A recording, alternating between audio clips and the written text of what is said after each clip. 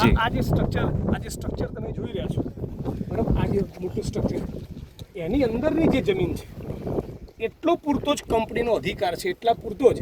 હાલ આ જે બધી વસ્તુ એમનો જે સામાન પડ્યો છે, આ જે જમીન એમણે ગેરકાયદેસર રીતે એક્વાયર કરી છે, રાઈટ. એટલે અહીંયા કંપનીનો આ સામાન કંપની મૂકવો હોય તો ખેડૂતને પૂછવું પડે.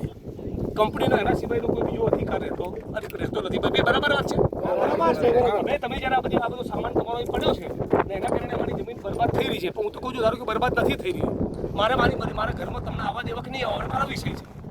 આ જમીન ઉપર આ સામાન કંપનીનો મૂકવાનો અધિકાર નથી, પણ કંપની મૂકવો હોય તો ખેડૂતો સાથે બેસી ડાયલોગ કરી ટેબલ ટોક કરીને પૂછવું પડે કે કેટલું વળતર થશે, અને વળતરની રકમ કંપની અને ખેડૂત બંનેને મંજૂર હોય તો વસ્તુ અલગ છે. બાકી આજની તારીખે કંપનીનો અધિકાર આ દોરડા તાણવાનો નથી, અને આ બધો સામાન પણ અહીંયા વેરવિખેર જે કરીને મૂક્યો છે અને આખી જમીન કેપ્ચર કરી રાખી છે કંપનીએ, એનો પણ અધિકાર નથી. મામલતદાર, પ્રાંત અધિકારી, કલેક્ટર, પોલીસ પ્રશાસન અને રાજ્યની સરકારે અહીં આવીને જોવું જોઈએ કે આ કંપનીઓ કેવા ટાઈફા કરી રહી છે.